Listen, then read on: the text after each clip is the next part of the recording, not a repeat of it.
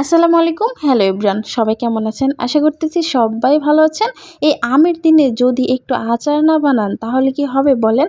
আর এই আচারটা একবার যদি বানিয়ে খান সারা জীবন মুখে লেগে থাকবে। বন্ধু-বান্ধব, আত্মীয়-স্বজন যাকেই খাওয়ান না কেন সেই আপনার প্রশংসায় পঞ্চমুখ হবে। তেল ছাড়া অল্প উপকরণ দিয়ে এই সুন্দর আচারটা একবার বানিয়ে হলেও খেয়ে দেখবেন। এখানে আমি 3টা আম নিয়েছি। আমগুলো আমি ভালো করে ছিলে নিয়েছি। এখন আমি আলু পলার যে মেশিনটা থাকে ওই মেশিনের বড় অংশটা মানে বড় ছিদ্রটা দিয়ে আমগুলো একটা সুন্দর করে পলে নেব। ছোটটা দিয়ে পলতে যাবেন না, এতে করে আপনার আমের আচারটা একদম গলে যাবে। আর এই বড় ছিদ্রটা দিয়ে করলে আর কি আমের যে পিসগুলো আছে আর কি পলাগুলো একদম আস্তে আস্তে থাকবে, খেতে অনেক ভালো লাগবে। আর একটা টিপস আছে এই আচারের বানানোর, সেটাও আপনাদের সাথে শেয়ার করব। আশা করি পুরো ভিডিওটা দেখবেন।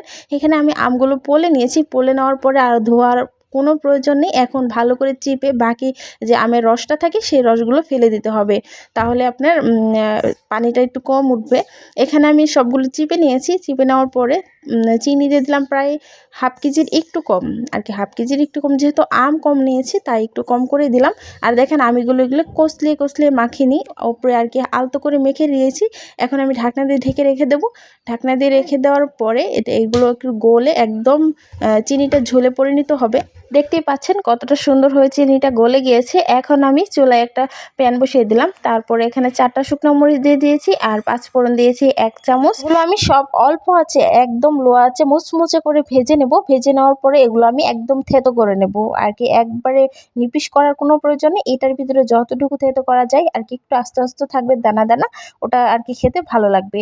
এখন আমি এখানে যে আমটা রেডি করে রেখেছিলাম সেই আমটা দিয়ে দিলাম। আমটার ভিতরে আপনারা ভুলেও আগে লবণ দিতে যাবেন না। লবণ দিলে এটা হবে আপনার আমগুলো সিদ্ধ হয়ে গলে যাবে।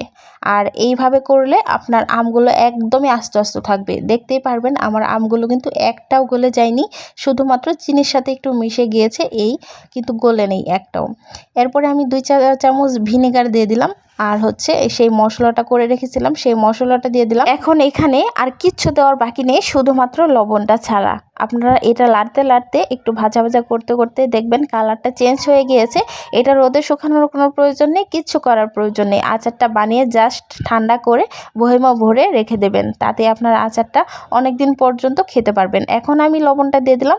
লবণটা দিয়ে জাস্ট 2 মিনিট একটু লাড়াচাড়া করে নেব, এতটাও সময় না, কারণ লবণের যে পানিটা শুকিয়ে নেব। এতে করে আমার আমটাও সিদ্ধ হলো না আর আচারটাও খুব সুন্দরভাবে হয়ে গেল। আর লবণের টেস্টটাও কিন্তু ভালো হলো। এখানে আর আপনারা চাইলে বিট লবণটা দিতে পারেন, বিট লবণটা দিলে আরও খেতে ভালো লাগে। আমার আচারটা কিন্তু হয়ে গিয়েছে, আমি চুলাটা বন্ধ করে দিয়েছি। এখন একটু লেড়ে ঠান্ডা করে নেব। আচারের রেসিপিটা আপনাদের কাছে কেমন লেগেছে একটু কমেন্ট করে জানাবেন। আজকে এই পর্যন্ত, সবাই ভালো থাকবেন, সুস্থ থাকবেন, আল্লাহ হাফিজ।